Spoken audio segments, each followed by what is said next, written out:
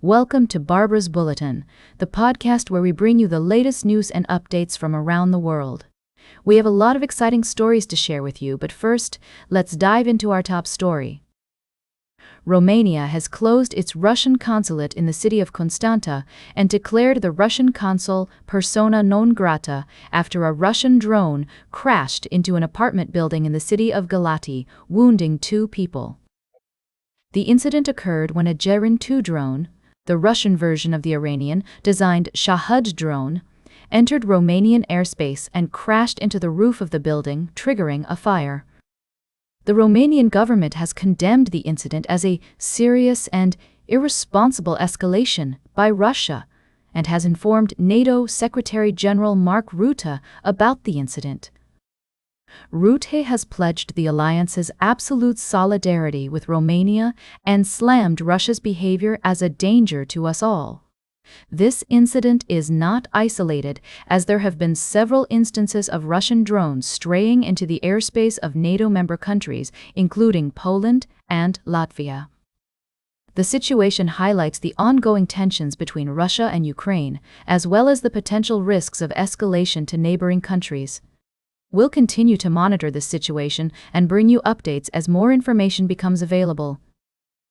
In the meantime, we want to hear from you. What do you think about this incident and its implications for global security? Share your thoughts with us on social media using the hashtag #Barbara'sBulletin.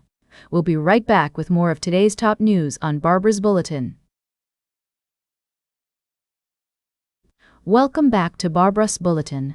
We're taking a closer look at the ongoing efforts to combat drug trafficking in Latin America. The U.S. has been actively engaged in this fight, with recent reports indicating that Guatemala has requested military cooperation from the U.S. to assist in their operations against drug traffickers. According to Guatemalan President Bernardo Arevalo, the country is seeking access to equipment, training, and expert assistance from the U.S. to help bolster their efforts.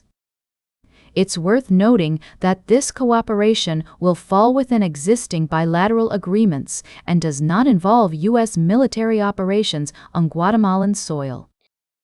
This development comes as the U.S. has been increasing its presence in Latin America, with the Pentagon reportedly seeking to normalize a U.S. military presence across the region. The goal is to gain leverage over Mexico and other countries in the fight against cartels. Now, I want to provide some context here.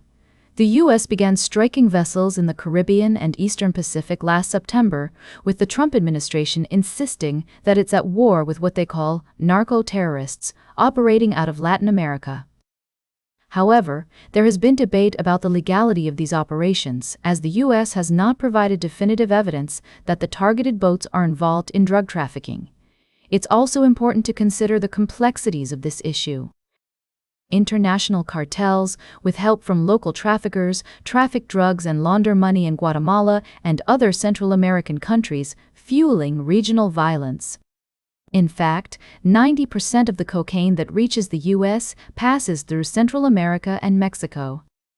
As we continue to follow this story, it's essential to remember that the fight against drug trafficking requires a multifaceted approach, involving cooperation between governments, law enforcement agencies, and local communities.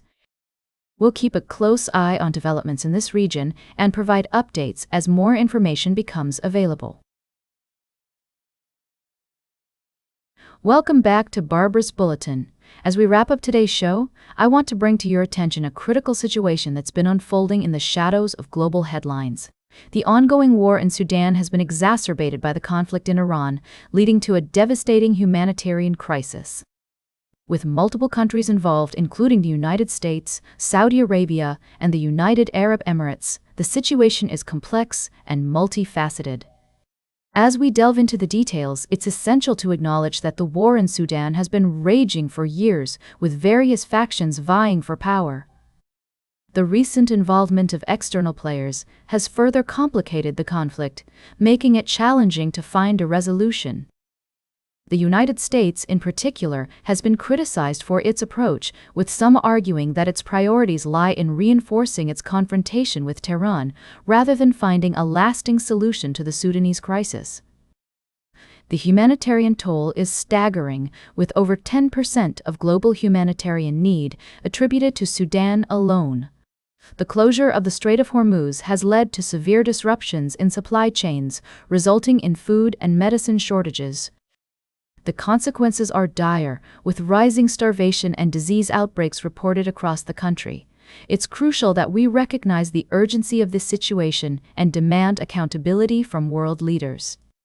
The recent International Conference for Sudan in Berlin secured over $1 billion in humanitarian funding, but more needs to be done. The United Nations estimates that over $2.2 billion is required to address the crisis, and it's essential that we support these efforts.